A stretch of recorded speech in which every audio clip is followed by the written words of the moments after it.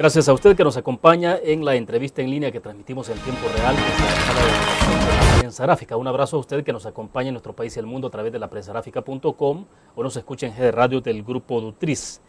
En la entrevista de hoy vamos a reflexionar sobre varios temas: el caso en el CEL, los 10 millones para transportistas, asocio para el crecimiento, perspectivas sobre el tema de Fomilenio, pero hay algo fundamental, crucial con lo que vamos a iniciar la entrevista, y es sobre los 21 años de la firma de los acuerdos de paz, el 16 de enero de 1992 en el castillo de Chapultepec, en México. Para conversar de estos temas nos acompaña en nuestros estudios Roberto Rubio, él es el director ejecutivo de la Fundación Nacional para el Desarrollo FUNDE.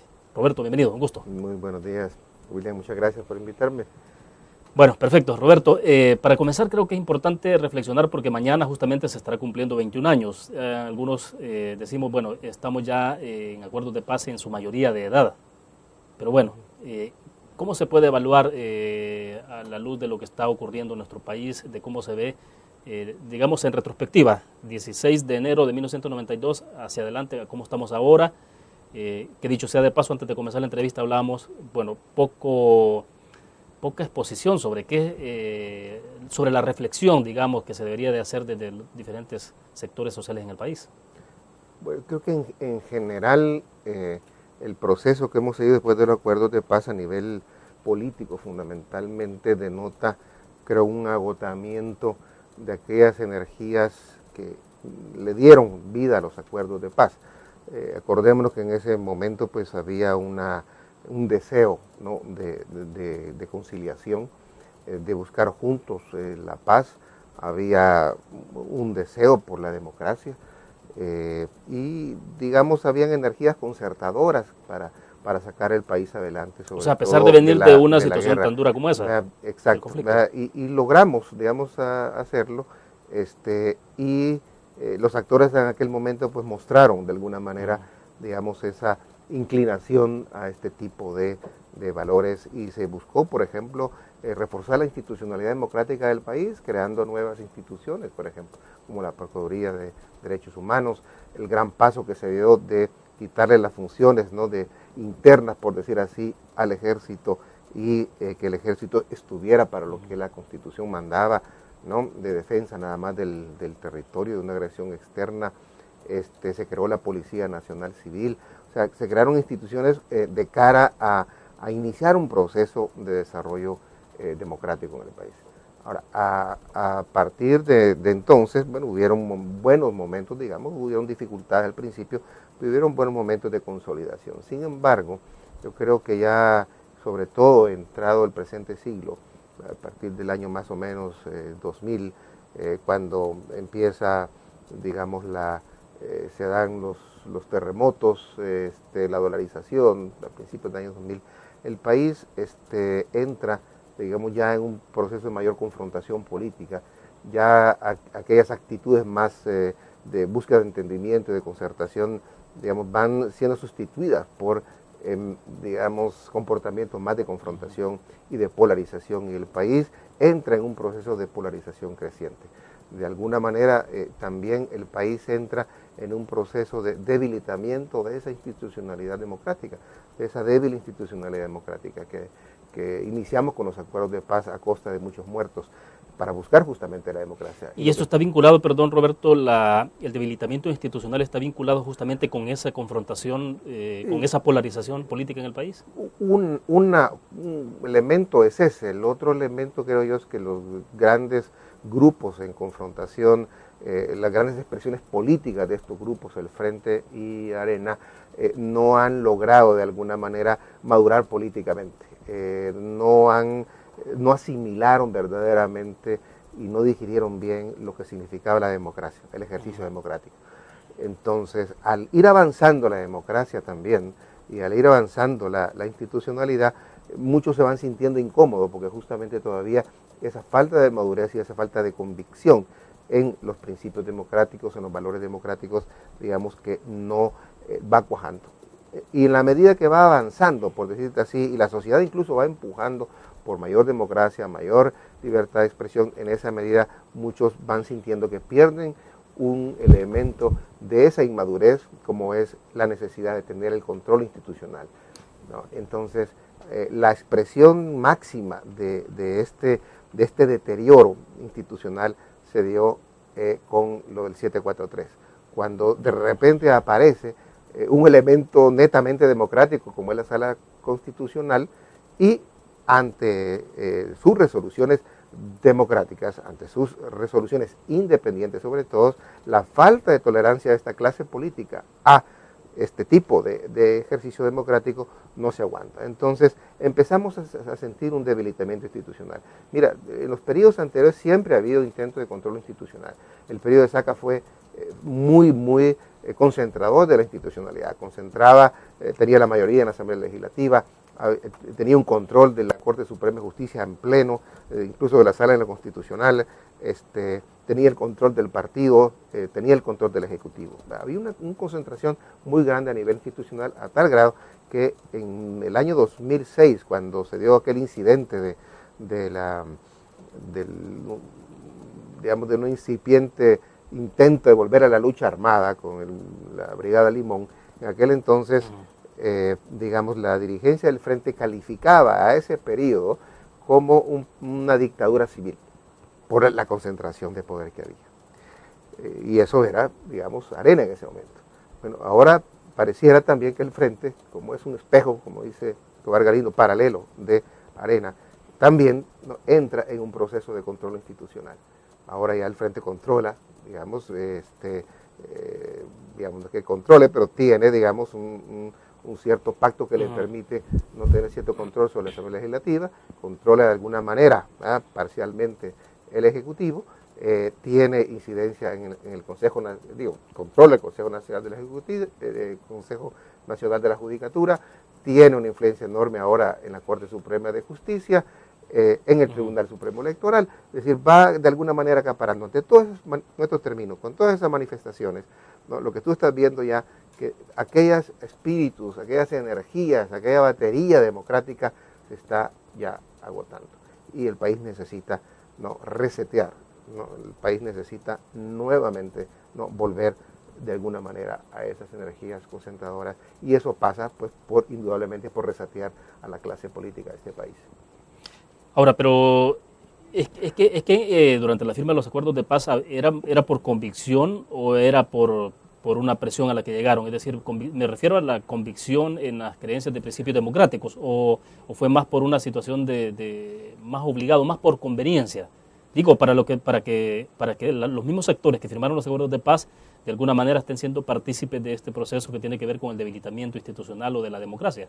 Creo que hubo una mezcla de gente que realmente creía que era mejor vivir en un esquema democrático, porque la falta de esquema democrático nos había llevado justamente a la guerra y no se quería volver a la guerra. Pero también por conveniencia, porque por ejemplo en el lado, llamémoslo así, del sector gobernante en ese momento, que tenía una presencia empresarial importante, se daban cuenta que bajo el esquema de la guerra, el desarrollo y el crecimiento económico no se estaba dando adecuadamente. Y Estados Unidos no podía seguir manteniendo económicamente al país, y el país necesitaba, por lo tanto, abrirse un poco, a la dinámica económica.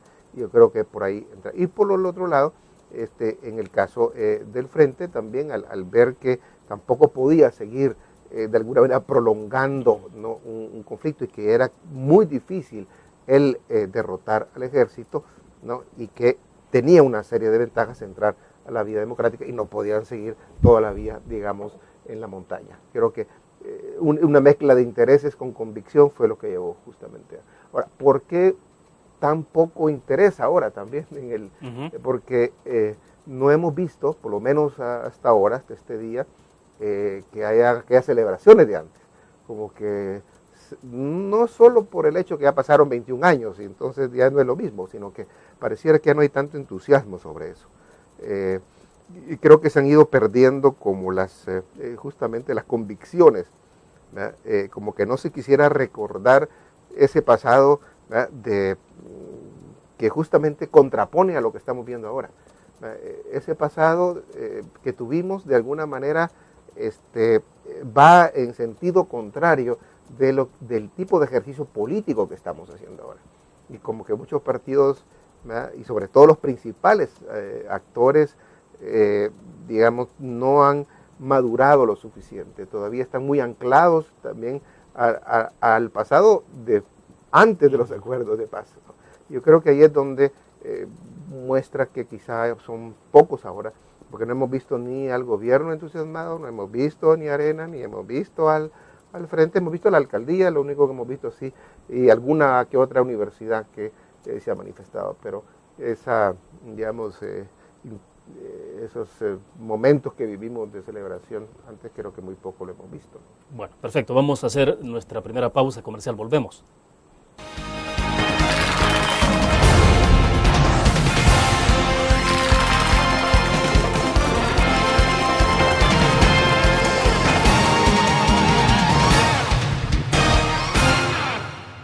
Ingresa gratis a un nuevo nivel de lectura.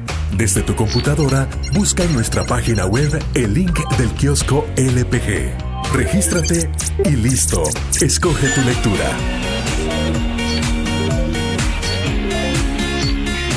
En tu tablet, iPhone o Android, ingresa a App Store o Google Play. Busca kiosco LPG. Descarga la aplicación y disfruta de todas nuestras publicaciones digitales.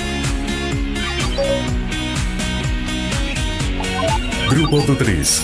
Multiplicamos la forma de informarte.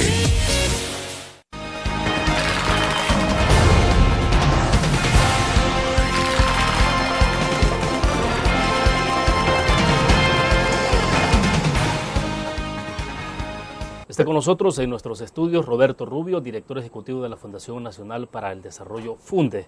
Roberto, bueno, veníamos haciendo esta reflexión sobre los acuerdos de paz y todo esto obviamente que está vinculado a la parte política, lo que tiene que ver ahora en la actualidad, por ejemplo, de alguna forma la reverencia que el FMLN está guardando a Hugo Chávez, al presidente de Venezuela, a su sistema político en Venezuela, la visita que hizo el vicepresidente, candidato del FMLN para 2014, Salvador Sánchez Serén a Venezuela, a un acto simbólico de toma de posesión, obviamente sin la presencia de Hugo Chávez, que está enfermo y siendo tratado en Cuba. Luego la adherencia que expresan sobre el tema del ALBA, Petrocaribe, desde luego socialismo siglo XXI. ¿Qué es lo que estamos viendo entonces, 21 años después, en la parte política y en esta participación del frente? Mira, creo que al frente ve al pasado de dos maneras. Creo que de una manera, yo diría, la buena manera de ver al pasado y la mala manera de ver al pasado. Creo que la mala manera de ver al pasado es que, y que indicaría que el frente ha cambiado poco, digamos, o ha evolucionado poco a nivel de su pensamiento político. El adherirse al ALBA con todo lo que significa es de alguna manera seguir anclado a muchas de las ideas del pasado. Creo que es apegarse a los manuales, apegarse a un esquema que a veces si uno lo analiza teóricamente, incluso su cuerpo teórico, pues no tiene mucho fundamento teórico, lo llamado socialismo del siglo XXI. Si ven lo que significa realmente la supuesta democracia en Venezuela, así lo que hay ahí es un control realmente institucional, nada más es un ejercicio falso de la democracia, porque ahí se controla prácticamente casi toda la institucionalidad, que se da un margen a la oposición, por supuesto, pero ahí hay un control institucional, lo mismo en Nicaragua. Usted voltear a ver a Nicaragua, voltear a ver a Venezuela en este momento es realmente ir a leer, a quedarse en el pasado, y el pasado yo diría que ya no debería ser, es decir, ese pasado que se quedó estancado, ¿no? Sin embargo, lo que debería hacer al frente es mirar al buen pasado, mirar a ese momento donde había, por ejemplo, digamos, cierta inteligencia para enfrentar a la guerra, cierta sabiduría, por decir así, para que un grupo guerrillero con pocos instrumentos, con pocos recursos, se enfrentara casi a la primera potencia del mundo y se convirtiera realmente en una fuerza política y militar tan grande, ¿no? Eso se necesitaba mucha audacia, mucha astucia, inteligencia, cosa que nos está mostrando ahora. Antes, si uno mira al buen pasado, había determinada ética en el manejo de los recursos. No supimos de escándalos financieros, de escándalos que hubieran en el lado del frente, es decir, había cierta ética. Ahora lo que vemos es a un presidente de la Asamblea Legislativa, el señor Reyes, que como regalo de los Reyes Magos, ¿no?, nos trae, digamos, un gasto en un momento, sobre todo, de que el país está mal, nos trae unos gastos de lujo, ¿no?, para los diputados. ¿Y para qué? Simplemente para quedar bien, para tratar de ejercitar esa práctica deformada de la política, ¿no?, de la compra, de alguna manera, aunque sea con regalitos, ¿no? Al frente, a Sigfrido Reyes en este caso, expresa cómo en lugar de estar viendo a ese momento donde había determinada ética, ¿no?, y este tipo de comportamientos no se daban, y donde realmente se andaba austero y se andaba sencillo, ahora la prepotencia, la falta de sencillez, el lujo, ¿no? Y creo que debería de verse más bien en ese espejo del pasado y no en el otro espejo del pasado. Mira, y esto de los regalos, que no es una cosa banal, es que primero porque se da en estas circunstancias de donde el país está en una gran situación económica difícil, donde hay pedidos claro, de austeridad, ¿no? Y mira lo que significa, lo que comentábamos fuera de cámara, hacíamos el cálculo. Ese prendedor, ¿no?, y las corbatas y todo lo otro, ese prendedor cuesta más o menos $45.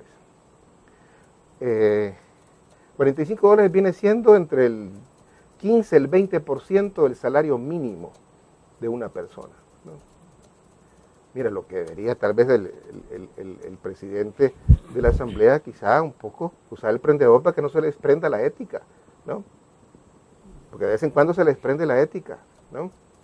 Eso es lo que deberían de buscar. ¿De qué maneras mantienen, ¿no?, y esos comportamientos? Y la manera de defenderlo, decir que esto es espíritu navideño, me perdona, ¿no?, pero este es un espíritu de prepotencia, ¿no?, de descomposición. Eso es lo que está mostrando, ¿no? Y ese no es el pasado que había en muchos, en el espíritu, digamos, supuestamente revolucionario, ¿no?, que había entonces, ¿no? Entonces, creo que los acuerdos de paz, por eso tiene que irse uno a recoger lo mejor del pasado, ¿no?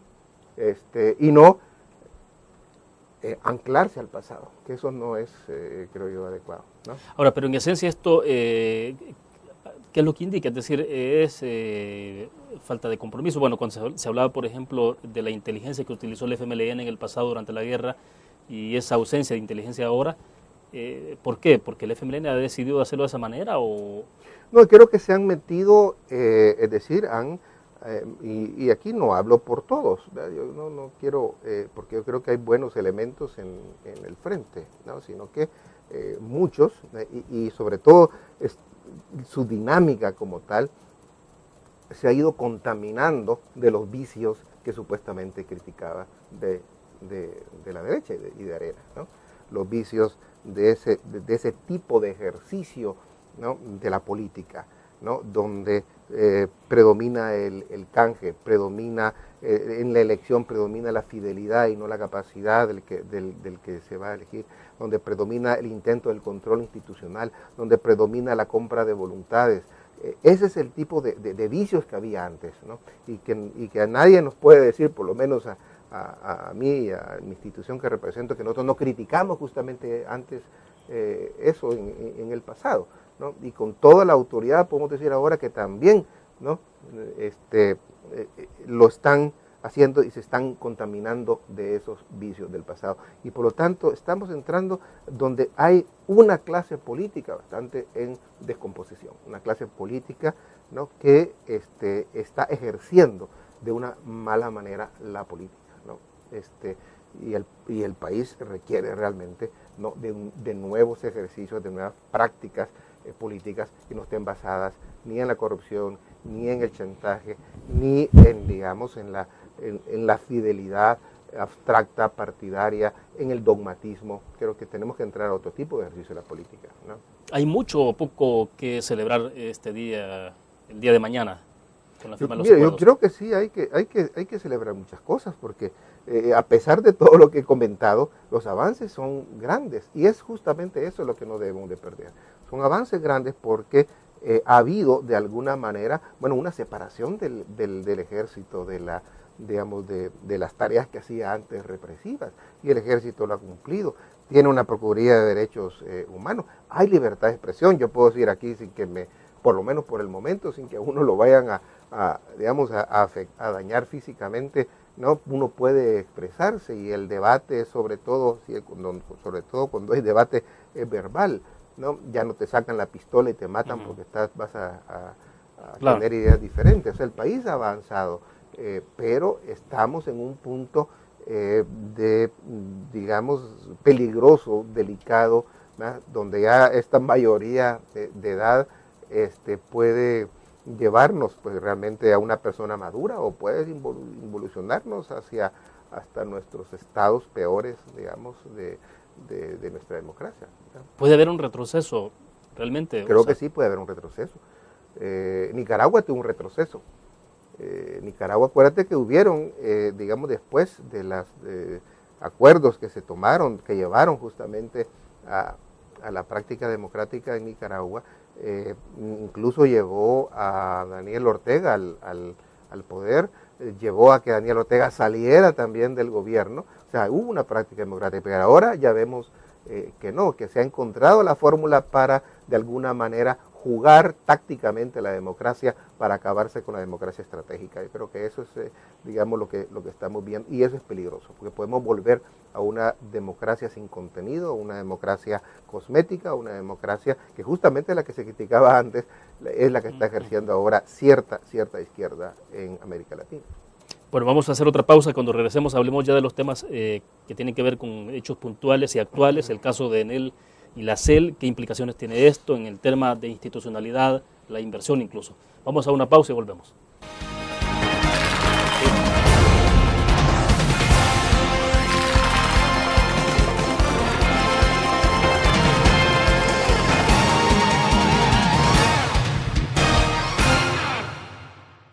Una nueva forma de vivir la información. GDA Live de Grupo Dutriz.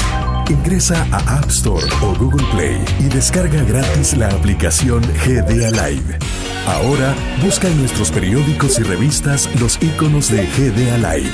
Enmarca la imagen dentro de tu pantalla para animarla. Toca 2 veces la imagen para vivir la información en pantalla completa. Y recuerda que en el código ALIVE de la portada estaremos actualizando nuestras noticias. Con GDA Live, vive la información.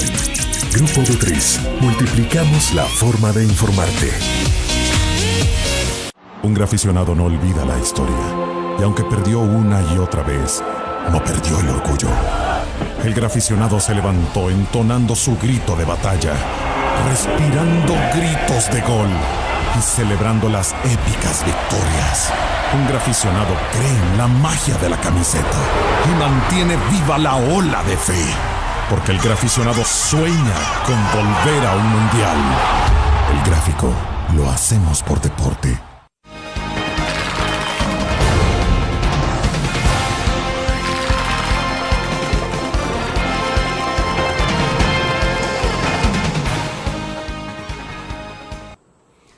Roberto, en el caso CEL y Enel, por segunda oportunidad CEL pierde este arbitraje contra Enel en este tribunal parisino, y bueno, aparece ahí todo el tema de la inversión, propiedad de las acciones de la GEO. ¿Cómo se explica todo esto que está pasando? Es decir, ¿cómo es que el país recurre a un segundo tribunal ante este conflicto que tiene con CEL y Enel, y al final también prácticamente pierde en ese segundo tribunal? Mira, yo creo que ahí...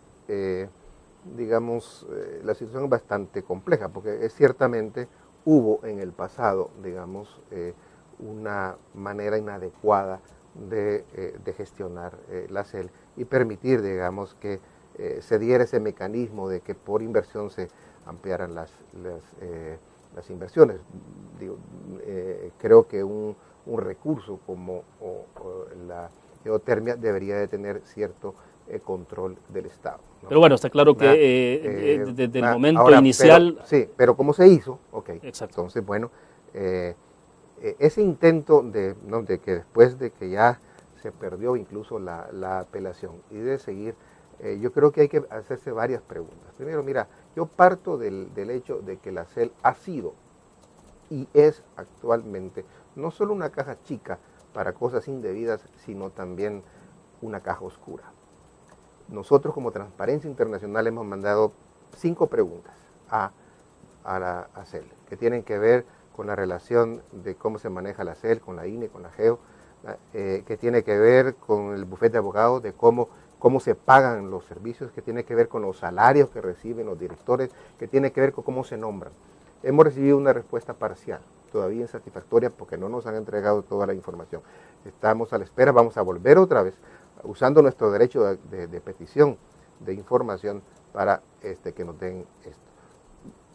Mi impresión de todo esto es que primero hay que aclarar cuánto realmente cuestan estos litigios, cuánto se le paga a los abogados, así a quién le conviene que sigamos en este pleito. Porque ¿cuánto es lo que se ha invertido en litigio en este momento? ¿Más de 10 millones o no? Mira, Casi 20. Tenemos una información que habrá que colaborarla, que costó 10 millones y que la parte 10 millones, perdón, 10 millones el costo, digámoslo así, del litigio. Hasta la primera fase, digamos. El anterior, sí. El anterior. La primera. Exacto. La primera. No, y que yo preguntaría, a ver si es cierto, por eso es una de las cosas que deberían de aclarar y publicitar, digamos, la CEL, es si es cierto que costó 10 millones y que de esos 10 millones, 2.5 millones fue lo que se tuvo que pagar a los abogados, digamos, de Enel, y 7.5 millones a los abogados locales, ¿no?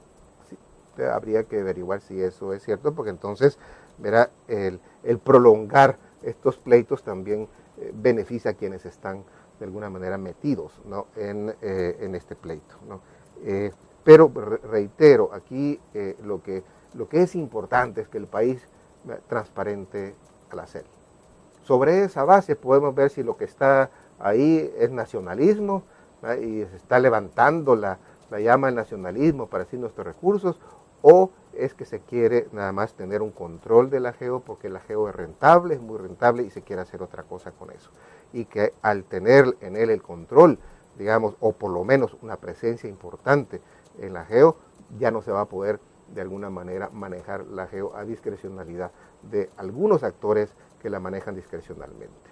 Habría que averiguar si es eso, a ver si ciertamente detrás de esas declaraciones, ¿no?, de protección del recurso natural hay otras cosas. Y para eso lo que se necesita entonces es transparentemos la CEL, transparentemos la relación de la CEL, de la INE, de la GEO, ¿no? Veamos cómo se manejan sus cuestas, veamos quiénes son sus directores, cómo se han nombrado los directores, por qué se han destituido sus directores. No, creo que ese es el tipo de preguntas que la sociedad tiene que empezar a hacer, no solo de cara a quedarse con que si es un recurso nacional que tiene que estar en manos del Estado o no. Porque lo que hay hasta este momento son muchas dudas. O sea, exacto, hay más dudas que certidumbre alrededor del tema. Sí. Ahora, Roberto, ¿se puede seguir apelando, por ejemplo, al tema de la pérdida de soberanía? Digo, porque el acuerdo final, el acuerdo que se firmó inicialmente, tampoco establecía hasta dónde podía llegar el tema de la inversión de parte de Enel. O sea, no se establece esa limitante. Sí, es que ya no se... Mira, cuando tú vas a juicio, pierdes un juicio, tienes el recurso de la apelación. Pierdes la apelación, pues ya no hay mucho que hacer. Entonces, y este es un tribunal superior internacional. Aquí no va a valer que venga un tribunal interno y diga, mire, de acuerdo a nuestras leyes, de acuerdo a nuestro, entonces vamos a revertir esta decisión y el Estado va a hacer esto. No se puede, ¿no? Es una digamos, decisión, digo, que a nivel internacional. Entonces, ¿qué implicaciones tiene esto para el tema de inversión, por ejemplo? Esto tiene implicaciones sobre, ciertamente, la inversión, sobre todo si después de esto vienen intentos, ¿no?, por otras vías, empezar a bloquear a la GEO para que la GEO venda y le venda barato a algunos que le quieren caer a ese gran negocio. Entonces, ahí sí que estamos ante digamos, una operación, digamos, que no tiene que ver con, digamos, con el libre juego, digamos, empresarial. Entonces, estas señales, si se empiezan a dar, que se empieza aprovechando ese decreto que tiene esa resolución de la Corte de que obliga a llevar cualquier inversión, digamos, del subsuelo a la asamblea, si ahí se empieza a obstaculizar la inversión de Enel en la GEO, yo creo que ahí vamos a ver entonces serios problemas y serias repercusiones para una inversión extranjera que estamos sedientos de ella y, digamos, de alguna manera le estamos quitando la poca agua que pueden venir a recoger acá. Bueno, y en las actuales circunstancias que se está hablando mucho del asocio para el crecimiento, de atracción de inversiones, el país el año pasado fue el que menos atrajo inversión en América Latina. Exacto, entonces sería una pésima señal, una pésima señal para el asocio para el crecimiento, porque es decir, un empresario, un inversionista extranjero, cuando ve que a pesar incluso de que hay una resolución internacional de peso del máximo tribunal a nivel internacional en estas competencias, y no se le quiere hacer caso, y no solo eso, como digo, lo más grave sería si hay intención de ir por otras vías a bloquear esa inversión, para que no puedan operar adecuadamente, para que no puedan invertir y entonces obligarlos a que vendan y que digan, mira, aquí muchos nos obstaculizan y nos vamos.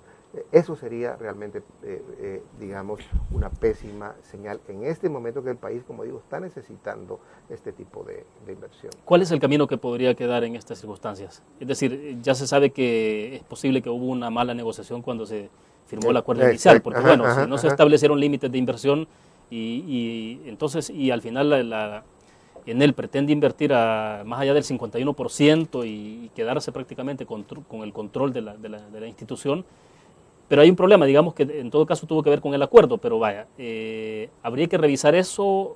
¿Qué es lo que hay que hacer entonces para salir de este embrollo? Bueno, justamente hay que aprender la lección y no cometer ese tipo de errores nuevamente, porque... ¿Pudo haber sido un error o algo intencional? Eso no lo sé, habría que investigar qué fue lo que pasó en ese momento, ¿no? ¿Por qué se dio ese tipo de esquema, ¿no? Que de alguna manera le hace al Estado perder control de un recurso estratégico, ¿no? Porque incluso uno podía no hacerlo y darle espacio al inversionista para que invierta y gane sin necesidad de que se convierta en el accionista mayoritario. Se pudo, creo yo, haber hecho, ¿no? Ahora, ¿qué se puede hacer en este caso? Creo que lo que hay que hacer es establecer una buena regulación para que Enel, de alguna manera, pues haga, digamos, o use ese recurso en beneficio de la población, que gane ciertamente, pero que sea usado adecuadamente, de que no haya, digamos, abusos, digamos, por parte del sector privado sobre un recurso estratégico, para que el Estado tenga todavía, ¿no?, determinado control también sobre el entorno en el cual se realiza esta inversión, pero como digo, sin obstaculizar intencionalmente la inversión. Creo que eso es el camino que procedería, ¿no? Bueno, no sé si en este momento hacemos la pausa, creo que vamos a dar una pausa comercial. Hay otro tema que tiene que ver también con una cuestión también doméstica, Roberto, y es de cómo se pretende salir adelante con el tema del subsidio, el caso de los empresarios de buses, $10 millones que se les adeuda, bueno, son casi 20 millones, pero 10 millones que se pretenden tomar de los cerca de 800 millones que se facilitaron para el tema de los bonos. Bueno, hablamos de ese tema después de la pausa comercial.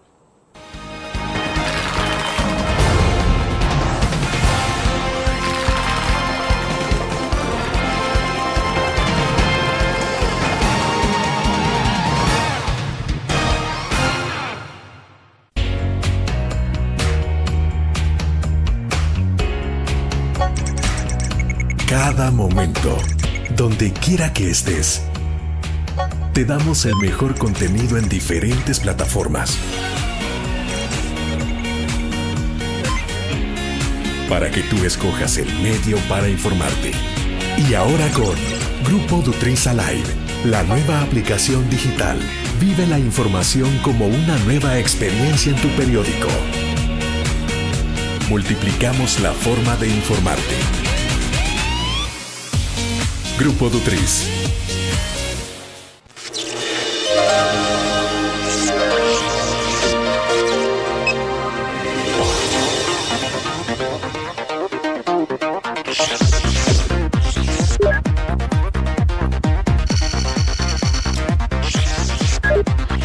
Estimulamos tus sentidos para que leas, Veas, escuches e interactúes con la verdad. LPG Multimedia.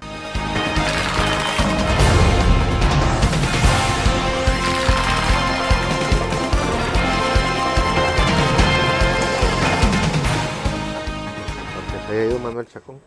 Bueno, estamos transmitiendo en tiempo real desde la sala de redacción de la Prensa Gráfica. Roberto Rubio, director ejecutivo de Funde, con nosotros. Roberto, la parte de un asunto muy doméstico. Bueno, que iniciamos el año marcado por el paro del transporte iniciado por 3 gremiales de autobuses.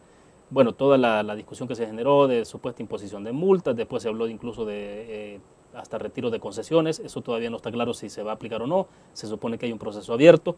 Pero lo cierto es que al final quedó la sensación de como que hubo al final allí, como decimos en buen salvadoreño, una dobladura de brazo. Pero bien, el tema es que dinero para la compensación no hay. Y el presidente ha decidido solicitar a los diputados que autoricen entonces tomar los $10 millones, parte de ese subsidio, de los 400 millones restantes de los 800 que se asignaron para el tema de los bonos. ¿Ante qué estamos? Estamos ante dos problemas. Bueno, el problema del transporte y el problema fiscal. El problema del transporte, que es un problema que, digamos, de presidencia o de gobierno en gobierno se ha ido dejando al otro y no se ha querido resolver. Y la manera para suavizarlo o para, digamos, aguantar, valga la redundancia, el problema es a través del subsidio, es decir, manteniendo contento a los transportistas, subsidiando un sistema ineficiente, ¿no? Y eso se ha venido haciendo gobierno tras gobierno, digamos, y este no es la excepción, ¿no? Ahora, el otro problema es que cuando se usa este instrumento del subsidio para, de alguna manera, evitar el incremento del pasaje y para mantener contentos a los transportistas, porque también es un cliente político importante, el instrumento fundamental para hacerlo ha sido, digámosle así, el recurso público, ha sido el subsidio que se le da a los transportistas. Y eso tiene que ver pues con el fisco, tiene que ver con la capacidad del Estado para financiar eso. Pero cuando ya la capacidad del Estado para financiar eso entra en problemas, como lo hemos visto, porque el Estado actual ha entrado en problemas de pagos y de retrasos, entonces ya se junta, ¿no? el problema del transporte, ese instrumento se pierde y entra entonces en conflicto. Y eso es lo que ha pasado. El Estado ha tenido problemas para seguir financiando. De hecho, en el presupuesto de 2013 el gobierno dice, mire, es que ya no puedo, es la realidad, ya no tengo dinero para el subsidio y no lo pone en el presupuesto. Lo que se está discutiendo no es lo que se le va a pagar en adelante. Ahora lo que está discutiendo es que como habían compromisos de pagos atrasados, son 10 millones. Se suponía entonces que ese dinero, y aquí vamos al tercer punto, es ya los 400 millones. Claro. O sea, tú tienes, primer problema, el transporte en sí mismo es un problema. Segundo, el instrumento que se ha usado para evadir el problema, como son los subsidios. Entran los subsidios con dificultades para seguirse manteniendo, entonces ahora genera este conflicto. Y ahora, ya juntado todos estos puntos, ¿no?, en uno solo, resulta que la manera como se quiere nuevamente solucionar es, ok, vamos por lo menos a responder a los compromisos que ya adquirimos, ¿no? Entonces se suponía que estos compromisos ya estaban contemplados en el presupuesto 2012, pero como ha habido problemas de pago y ha habido desfases y el dinero no alcanza, porque incluso hay mucho dinero que todavía no alcanzó, porque hay pagos a proveedores, hay pagos a hay unos compromisos que incluso se están tirando para el año siguiente. Entonces se quiere echar mano de estos 400 millones para pagar una deuda anterior. Estos 400 millones era dinero fresco, dinero que está contemplado para usarlo en el siguiente año, en el 2013. Entonces, usarlo para pagar deudas del 2012, digamos que eso no es adecuado. Ahora, ¿qué solución hay? Pues mire, el compromiso es el compromiso. Habría que ver de qué manera pues se les paga. Ahora, sacar de los 400 millones a mí no me parece adecuado, porque bueno, ahí tienes una alcancía y la vas a ir sacando, ¿no?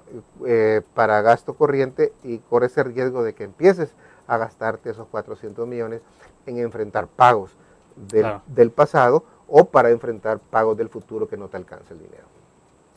Bueno, pero en términos legislativos se designó los 800 millones para el tema de pago de deuda.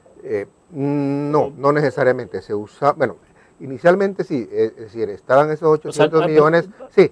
A lo que voy es si el gobierno puede disponer de ese dinero. Pero no.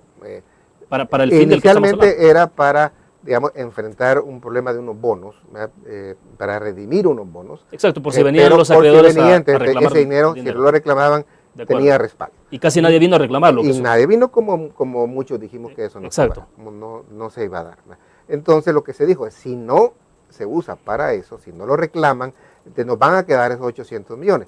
400 van a servir para pagar letes, porque ya el año pasado los letes, esa deuda de corto plazo, terminó casi en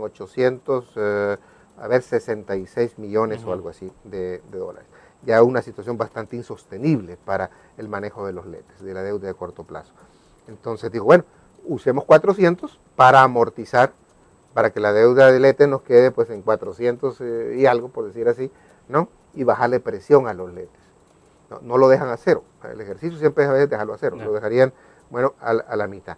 Y los otros 400 se van a usar para enfrentar, digamos, un poco las necesidades que pueden ir surgiendo, con aprobación de mayoría calificada de la Asamblea Legislativa, es decir, con 56 votos. Entonces, ahí está el punto. Estos otros 400, o sea, los 400 ya se usan para letes, eso está determinado, pero los otros 400 quedan para, a ver qué. Ahí es donde viene la discusión. ¿Para qué los vamos a usar esos 400 millones? ¿Lo vamos a usar para seguir, digamos, tapando los hoyos, los no pagos que tenemos? Claro. ¿O lo vamos a usar para otra cosa que realmente pueda estimular el crecimiento o pueda realmente enfrentar algún riesgo importante, ¿no? Porque el país está también bastante desprotegido, porque no tenemos el acuerdo con el stand-by, con el fondo todavía. O sea, esos 800 millones que tienen de respaldo no lo tenemos, y el país está bastante vulnerable en este momento también, ¿no? Bueno, ese es un poco el panorama y la discusión que se va a dar de cómo esos 400 millones se van a usar. Pero tiene que llevar la aprobación de mayoría calificada, y de ahí el apetecido diputado número 56, ¿no? Claro. Bueno, hacemos otra pausa comercial. Regresamos con más de la entrevista en línea.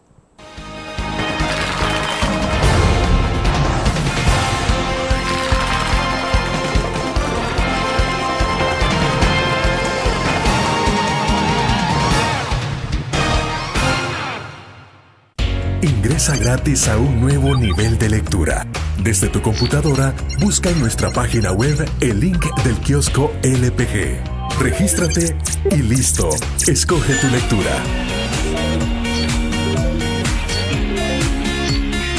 En tu tablet, iPhone o Android, ingresa a App Store o Google Play. Busca kiosco LPG. Descarga la aplicación y disfruta de todas nuestras publicaciones digitales. Grupo Dutriz. Multiplicamos la forma de informarte.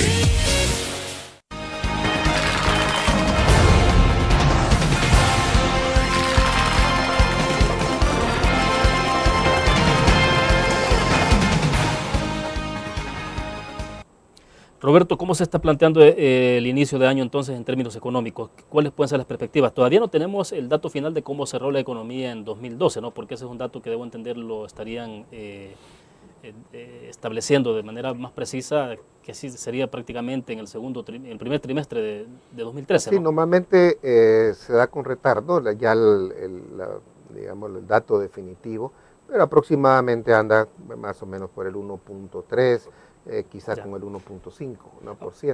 ¿Qué es lo que puede salvar un poco la economía del país este año? ¿Asocios para crecimiento, el tema de Fomilenio, o estamos hablando de cosas que todavía no son tan aterrizadas y que tampoco podrán tener un efecto directo para la actividad económica en 2013?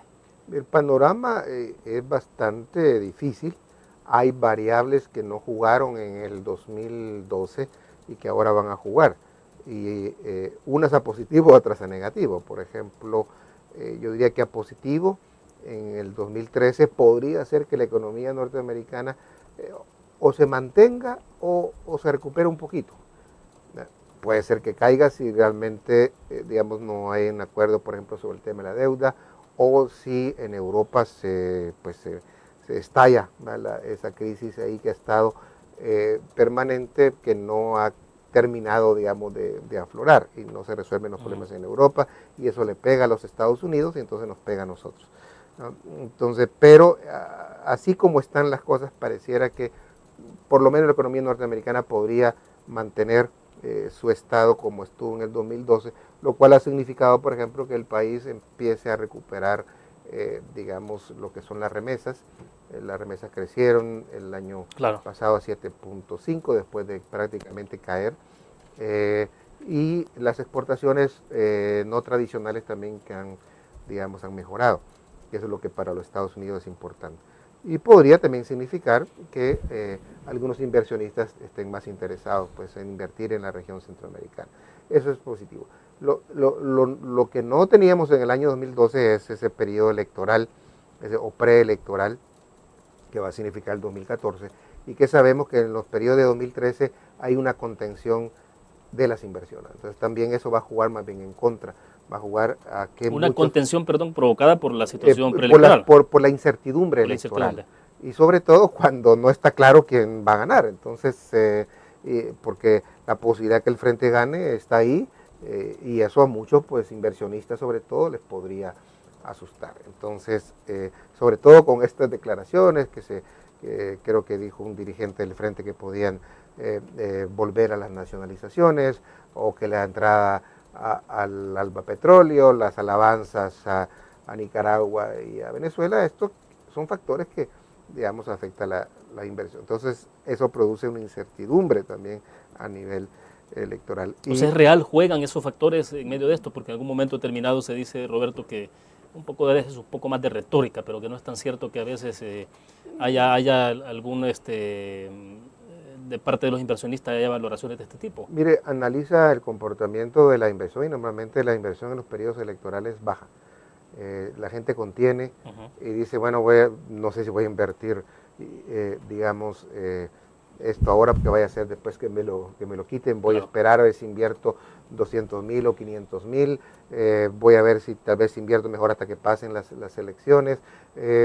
Y esto es un comportamiento bastante racional, es un razonamiento basado en las expectativas. En economía las expectativas juegan mucho, y va a haber esa contención, sobre todo, como digo, cuando en periodo electoral tú tienes un partido con posibilidad de ganar que genera mucha incertidumbre al inversionista y mucho temor a bastantes inversionistas, ¿no? Y ese factor no va a ser favorable. Lo de las leyes, puede ser un factor positivo, la ley de servicios internacionales, ese ajuste que se le quiere hacer, la ley de asocios públicos privados, la ley de concesiones, pueden ser elementos que ayuden. Ahora, las leyes en sí mismas, primero, tienes que tener otras condiciones para que eso se dé, porque la ley en sí misma no produce la inversión, sino creas otras condiciones, otros estímulos y condiciones sobre todo de tipo político también para que esto funcione. Entonces, estas leyes tienen que ir acompañadas, por ejemplo, de una mayor claridad sobre cuál es el tipo de rumbo que el gobierno y la política económica le quiere dar al país, cuáles son las prioridades. Tiene que ver con también la relación que puede haber entre el sector privado con el gobierno, porque si hay confrontación permanente, tensa, inútil, estéril, esto tampoco contribuye, a que esas leyes puedan canalizar la inversión que se requiere. Tiene que ver también con el comportamiento que tengan otros países, como Panamá, como Costa Rica, que aunque aquí hayan buenas leyes, pero si allá hay mucho atractivo, también se nos puede dificultar, y estas leyes pueden no generar la inversión que se pretende. Sin duda van a ayudar, sin duda es un factor positivo, pero tiene que haber una agenda complementaria para que esto funcione. Y este es un elemento, como digo, que puede jugar a favor. Ahora, Igual Fonmilenio puede ser otro elemento, aunque acordémonos que Fonmilenio puede ir entrando quizá a mitad de año si hacemos bien las cosas. ¿Mitad de año 2013 o será 2013. que se puede alargar más allá hasta 2014? Si no hacen bien la tarea, si no realizan bien las propuestas, pues se podría atrasar. Y sobre todo si no camina el asocio por el crecimiento. Si sigue esa confrontación, posiblemente los Estados Unidos pueda condicionar, digamos, lo que es la aprobación de Fonmilenio al desarrollo del asocio, porque la evaluación que se hace de un año después del asocio es bastante pobre, ¿no? Pero vaya, la parte del Fonmilenio, por ejemplo, el 1 tenía mucho que ver con al menos 18 indicadores, que también tenía que ver con el tema de institucionalidad, el ejercicio de la democracia. ¿Será que el país está dando el ancho en todos esos indicadores para un segundo compacto? Mira, lo que pasa es que son laxos, son bastante laxos a veces. Hay dos, creo, indicadores, por lo menos de lo que me acuerdo, que no deberían bajar. Porque es que aquí el tema es que, como son 18 indicadores, pero si, digamos, a nivel de los países que se están evaluando, o a nivel internacional, esos indicadores todos bajan, entonces, aunque el país baje, se mantiene relativamente bien posicionado, ¿me explico? Pero hay unos indicadores, unas variables que no pueden bajar, y es, por ejemplo, corrupción, es una de ellas. Puede bajar el tema, por ejemplo, de tramitología, puede ser uno de los factores que, digamos, que caiga, pero eso puede no incidir en todo el paquete global. Mientras que el tema de corrupción creo que es un tema que, a mi manera de ver, es una variable que no ha mejorado en este país, y hay mucho por hacer en este terreno y debería ser mejor evaluada. Y no debería bajar, o sea que si se ponen estrictos quizá y se hace una buena, digamos, investigación, creo que ahí el país, como hemos visto en los indicadores también del índice de percepción de corrupción, no está mejorando, ¿no? y eso podría entonces afectar Fonmilenio, pero esto tiene que ver mucho con la voluntad política también de los Estados Unidos, con la voluntad política del Congreso de apoyar el país, y puede ser laxo en, digamos, en que algunos de estos variables permitan. Para cerrar, ese apoyo podría llegar siempre de parte de Estados Unidos al margen de quién pueda ganar la elección en 2014. Yo creo que como es político justamente puede que no. Por ejemplo, yo creo que se va a ser más severo en estas variables que no pueden moverse. Si llega un gobierno como el Frente, se va a hacer más severo en el tema de corrupción, por ejemplo, ¿no? Y puede usarse como se pasó, por ejemplo, en Nicaragua también, que la variable, creo yo, que la que jugó bastante fue, no sé si fue corrupción o fue un conjunto de variables como la parte institucional y de apertura y democracia la que bajó, y eso hizo suspenderle a Nicaragua, o fue el hecho pues de las elecciones amañadas que hubieron. Bueno, perfecto, se nos fue el tiempo. Gracias, Roberto, por participar. No, a ti, muy amable. Muy amable, muchas gracias. Bueno, a ti. Perfecto. Terminamos entonces la entrevista en línea. Agradecemos a ustedes su fiel sintonía. Nos vemos mañana siempre a la misma hora.